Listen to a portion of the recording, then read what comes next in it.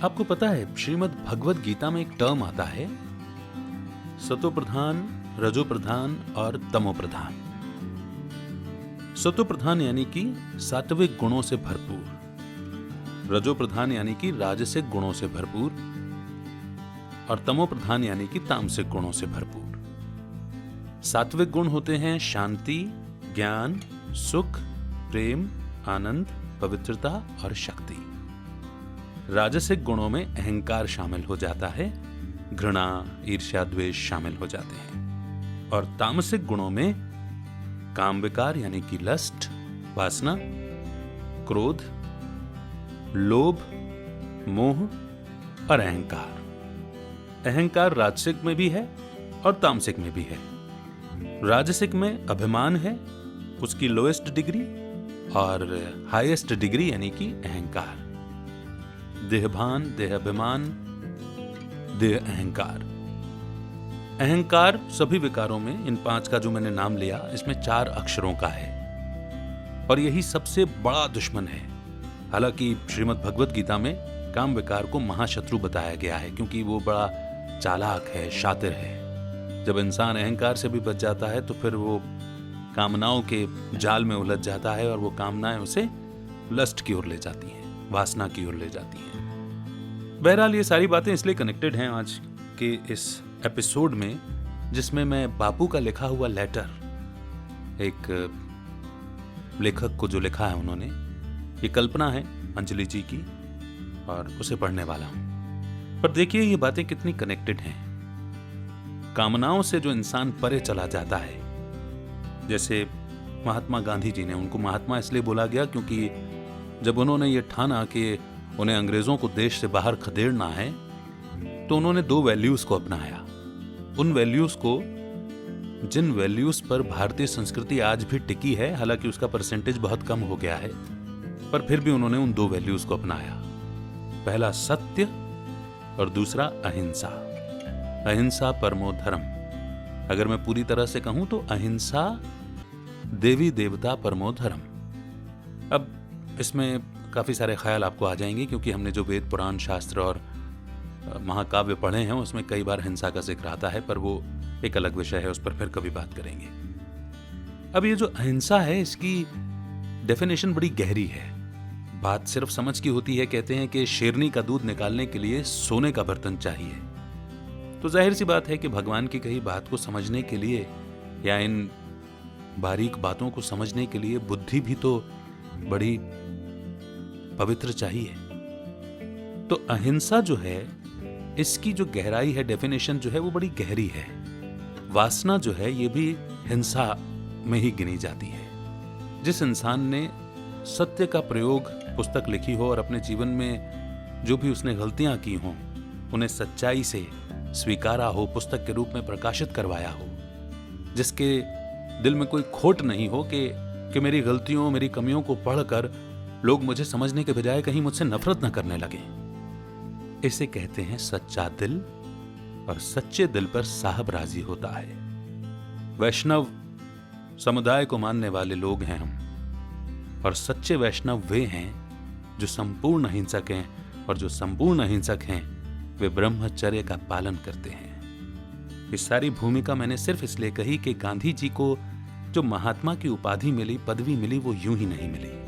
उन्होंने जब ये प्रण लिया कि उन्हें अंग्रेजों को बाहर खदेड़ना है इस देश से, तो उन्होंने गृहस्थी होते हुए भी ब्रह्मचर्य का पालन किया, सत्य और अहिंसा पर टिके रहे। इंसान थे, संपूर्ण पुरुष नहीं थे। कमियां हो सकती हैं उनमें और रही होंगी, परंतु उन्होंने जो व्रत लिए, परंतु उनकी जो इंटेंशन थी और जो उनकी इंटेलिजेंस थी, जो उस वक्त बहुत जरूरी थी शातिर अंग्रेजों से लड़ने के लिए, ताकत के बल पर नहीं, दिमाग के बल पर। अंग्रेज दिमाग से भी ताकतवर थे और बाहुबल तो था ही, और बहुत ही इंटेलिजेंटली गांधी जी ने कई जगहों पर अंग्रेजों को परास्त किया है। सारी परिस्थितियां हमेशा हमारे मुताबिक नहीं चलती, हम तो भगवान को भी अपने मुताबिक चलाना चाहते हैं। गांधी जी की तो बात ही और है। तो जैसी गांधी जी को लेकर के 2 धाराएं और कई धाराएं हमारे देश में बनी हुई हैं, ऐसा नहीं है कि उस दौरान लोगों का अहिंसा पर संपूर्ण विश्वास था, मगर उस व्यक्तित्व का ऑरा ऐसा था, उसकी प्रतिज्ञा, मेरे को तो उस बोलते भी अच्छा नहीं लग रहा, उनकी प्रतिज्ञा ऐसी थी, उनका प्रण ऐसा था कि दुबले पतले शरीर का वो व्यक्ति अपने पीछे लाखों और करोड़ों की भीड़ लेकर चलने लगा था। नेतृत्व करने वाले असली नेता, लीडर अपने समय से बहुत आगे के होते हैं। आज इस देश में भले ही उनकी इतनी वैल्यू न की जाती हो, मगर इस देश के बाहर के लोग जानते हैं कि गांधी जी क्या चीज थे। बहरहाल, काफी समय ऑलरेडी ले चुका हूं, इन 2 पंक्तियों को गुनगुनाऊंगा और उसके बाद शुरू करते हैं बापू का लिखा लेटर अंजलि जी के नाम, वस्तुतः एक लेखक के नाम। ऐनक पहने लाठी पकड़े चलते थे वो शान से, जालिम कांपे थर थर थर थर सुनकर उनका नाम रे। कत्था उनका छोटा सा और सरपट उनकी चाल रे, दुबले से पतले से थे वो चलते सीना तान के। वंदे में था दम, वंदे मातरम। शुरू करते हैं बापू का लेटर। बेटी अंजलि, बहुत सारा आशीर्वाद। भगवान से हर पल तुम्हारी कुशलता की कामना है।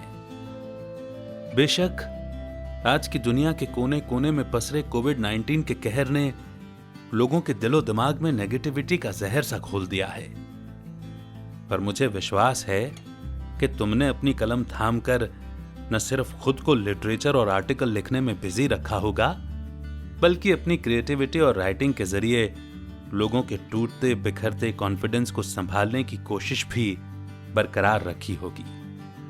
अंजलि, दिलेरी और देश प्रेम के भाव से छलकते आर्टिकल और लिटरेचर से सभी देशवासियों को एकजुट कर फिरंगियों के छक्के छुड़ाने में, आवाम में इनकलाब की लौ जगाने वाले हमारे देश के कलम के सिपाहियों को भला हम कहां भुला पाए हैं। इस कड़ी में तुम्हारे भारत मां की बेटी और राइटर होने से सपनों का भारत एक बार फिर नए सिरे से बुनने की उम्मीद मेरे मन में जाग सी उठी है। बेटी, ये बात गांठ बांधे रखना कि स्याही से गूंदकर कागज पर सजे शब्द जहां एक और किसी भी जिंदगी को संवारने और नई दिशा देने की अद्भुत ताकत रखते हैं, वहीं दूसरी ओर अगर इसका गलत इस्तेमाल किया जाए तो ये समाज में डिसऑर्गेनाइजेशन, मिसमैनेजमेंट, मनमुटाव, आपसी दुश्मनी के बीज बो देते हैं। शब्दों से अपने मन की भावनाओं को सजाकर कहने की जो कला तुम में है, वो एक कनेक्शन, जुड़ाव बनाने का काम करती है। उस नाते आज कोरोना काल में फैली नेगेटिविटी, डिप्रेशन और कमर्शियलाइजेशन जैसी छोटी मेंटालिटी के दीमक से समाज को आजाद करने में तुम्हारा रोल और भी खास हो जाता है। इसीलिए तुमसे आशा करता हूं कि ऐसा लिखो जिससे हमारे समाज के म्यूचुअल कनेक्शन, यूनिटी से एक बार फिर न सिर्फ पूरी दुनिया में एकता की मिसाल कायम हो, बल्कि लोगों में अपनी मातृभूमि के प्रति गहरे प्रेम की भावना का दिया भी जल उठे। अपनी पूरी पोटेंशियल और एबिलिटी के मद्देनजर देश की तरक्की के लिए हर शख्स इंस्पायर हो सके। लॉकडाउन के चलते स्कूल जाने वाले बच्चों का मोबाइल, लैपटॉप पर ऑनलाइन पढ़ाई करने के कारण फिजिकल, मेंटल थकान और जीवन में एक ठहराव सा आ गया है। अगर उन्हें सोशल मीडिया पर इंडियन कल्चर, संस्कार, एथिकल वैल्यूज, हेल्थ को इंप्रूव करने वाले सालों पुराने टेक्निक जैसे योगा और मेडिटेशन वगैरह की इंपॉर्टेंस बताने वाले रीडिंग मटेरियल मिल जाएं, या फिर वीडियोस या पॉडकास्ट मिल जाएं, तो उनके बिखरे मन को नर्चर करने और हेल्दी लाइफ देने के साथ ही बोरिंग सी लाइफ स्टाइल में भी कुछ थ्रिल और एक्साइटमेंट आ जाएगा। लिखते वक्त ये बात जहन में हमेशा बनाए रखना कि किस्से कहानियों से एंटरटेनमेंट, टाइम की इंपॉर्टेंस और क्रिएटिविटी को रिफाइन करने के साथ देश का बच्चा बच्चा अपने देश की सदियों से चली आ रही सभ्यता को बचाने और उसका रक्षक बनने के गुर भी बखूबी सीख पाए। ध्यान रहे, मिस्ट्री थ्रिल के साथ ह्यूमर का टच बच्चों की रीडिंग हैबिट के लिए जरूरी होता है। इसीलिए बच्चों के लिटरेचर में ऐसे आर्टिकल या राइटिंग जिसमें उपदेश या भाषण भरा हो, वो बिल्कुल नहीं होना चाहिए। आज के कंप्यूटर एज में नन्हे पौधों को लिटरेचर से जोड़ना थोड़ा चैलेंजिंग है, पर तुम्हें ये जिम्मेदारी इस उम्मीद के साथ सौंप रहा हूं कि समाज की जरूरत को तुम बखूबी समझोगी। कोरोना महामारी में कई बार इंसान चाहकर भी सोशलाइजिंग या गेट टुगेदर जैसी चीजों को न कर पाने के लिए मजबूर है। ऐसे हालात में क्यों ना ऐसा मैसेज दिया जाए जिससे समाज में भले ही लोग वर्तमान माहौल में 2 गज की दूरी बनाए रखें, पर उनके दिल के तार और मन की डोर में कभी गांठें ना पड़े। कलम में पावर ऑफ यूनिटी और नेसेसिटी दोनों की इंपॉर्टेंस से लोगों को कनेक्टेड रखने की काबिलियत हमारी सोच से भी ज्यादा होती है। बेटी, इस बात को कभी न भूलना कि पूरी दुनिया में हमारे भारत के इन्हीं भावनाओं की कोई बराबरी नहीं कर सकता। बस आज जरूरत है लोगों के दिलो दिमाग में धुंधली पड़ चुकी भावनाओं की इस लहर को इंस्पायर करने की। तो विचारों के ताने बाने को ऑर्गेनाइज कर देश की मिट्टी के प्रति अपने फर्ज को निभाने के मिशन की शुरुआत करो। दशकों पहले देश को एकता अखंडता के धागे में बांधे रखने और गुलामी की बेड़ियों से देश की आजादी के लिए अपनी जान की आहुति देने को भी तैयार रहने वाले अनगिनत महान देशभक्तों की संगति में रहते हुए मेरी बंद पलकों के पीछे भी भारत में राम राज्य की कल्पनाओं के सपने खिलने लगे थे। पर आज लोगों के दिलों में पनप रहे स्वार्थ और मतलबी सोच को देखकर हैरानी कम लेकिन इतना गहरा दुख होता है जिसे सहा नहीं जाता।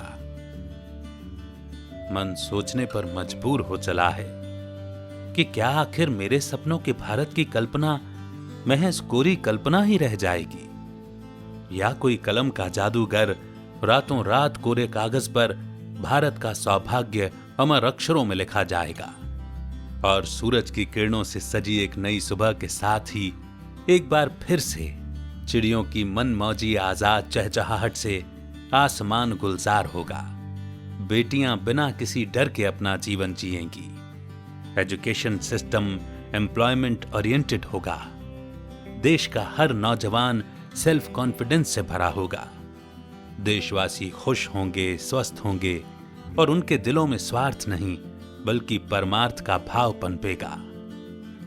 आज इसी आशा के साथ कि मेरे मन के ये भाव कपोल कल्पना नहीं बल्कि कर्म के रूप में हकीकत बने, इसलिए जन जन की जुबान पर छाने वाली, दिलो दिमाग को झकझोर कर रोम रोम में नई एनर्जी भरने वाली, रीडर्स को अपने मन में झांक कर देश समाज के प्रति उनकी जिम्मेदारियों को निभाने के लिए मजबूर करने वाली, बच्चे के कोमल मन में जीवन देने वाले नेचर के प्रति गहरे प्यार को खिलाने वाली, मन को बहाने वाली रचनाएं गढ़ो। बेटी, लिटरेचर समाज का आईना होता है, इसीलिए अपने आसपास के हालातों पर बारीकी से सोचकर अपनी कलम के जरिए समाज के सभी पहलुओं को सामने रखना, उसमें बसने वाले उन रीति रिवाजों पर करारा हमला करना जो समाज का नुकसान कर रहे हैं, लोगों को उनकी हरकतों और व्यवहार पर सोचने और पॉजिटिव कदम उठाने पर मजबूर करना होगा। आशा ही नहीं, मुझे पूरा विश्वास है कि इस पत्र को एक पुकार, एक प्रार्थना मानकर आज के दौर की जरूरतों को समझते हुए तुम अपने फर्ज को पूरा करने के लिए हमेशा आगे रहोगी। एक बात और, ऐसा क्लासिकल लिटरेचर क्रिएट करना जो समय से परे जाकर अमर हो जाए। उसके लिए प्रेमचंद, भारतेंदु हरिश्चंद्र, जयशंकर प्रसाद, सुभद्रा कुमारी चौहान, सुमित्रानंदन पंत, दिनकर जी की रचनाओं को पढ़ना और समझना बेहद जरूरी है। पढ़ो मन भर, लिखो कण भर। इसकी अहमियत को समझते हुए मेरे लेटर की मंशा जान नए सिरे से कागज कलम थाम कर पूरे दिलो जान से नए भारत को रचने के लिए अपना किरदार और योगदान तय करो। इस मंगल काम की शुरुआत के लिए मेरी शुभकामनाएं हमेशा तुम्हारे साथ हैं। यशस्वी भव, तुम्हारा शुभ चिंतक बापू।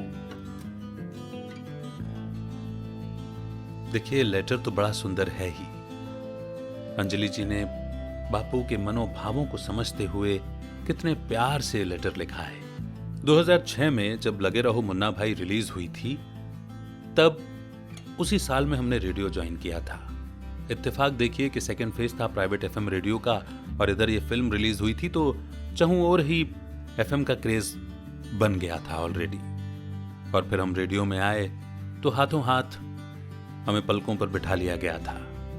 मगर उस फिल्म में भी देखिए ना, जब संजय दत्त अपनी भाईगिरी को एक ओर रख करके बापू के साहित्य को पढ़ते हैं, उनके विचारों को पढ़ते हैं डीपली, तो भले ही केमिकल लोचे का नाम दिया गया, लेकिन बापू उनके साथ हो जाते हैं। बापू आप जानते हैं किसे कहा जाता है?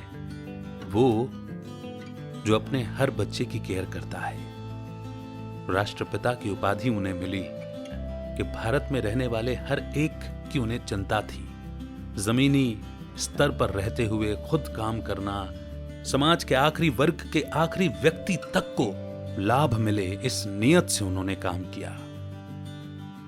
परंतु भेदभाव और अहिंसा, सत्य, दया, करुणा, इन गुणों पर हमारा अपना अविश्वास था, और उस अपने अविश्वास के कारण शायद, खैर जो भी हो, अंजलि जी ने इस लेटर को लिखा है और अलका जी ने इसका सरलीकरण किया है, क्योंकि ये लेटर, ये पत्र अपने साहित्यिक मित्रों से साझा करने के लिए अंजलि जी ने बड़ी ही गरिष्ठ साहित्यिक भाषा में लिखा था। लेकिन आप और हम इसे आसानी से समझ सकें, इसके लिए अलका जी ने इसे सरल बनाने में योगदान दिया है। बस इतना ही कहूंगा। आजाद हिंद फौज बनाने वाले स्वयं सुभाष चंद्र बोस जी, जिन्हें हम प्यार से नेताजी कहते हैं, वे भी गांधी जी का पूरा सम्मान रखते थे। भले ही मतभेद हो, लेकिन मन भेद नहीं था। मन भेद नहीं रहे, इसके लिए बापू के भी बापू, परमपिता परमात्मा की बात माननी होगी। और वो कहते हैं कि बुरा देखना, बोलना, सुनना ये तो करना ही नहीं है, मगर बुरा सोचना भी नहीं है। सोच से ही आगे के काम शुरू होते हैं। यही है बापू के भी बापू, यानी परमात्मा पिता की सच्ची सीख। शुक्रिया। जय हिंद, जय भारत।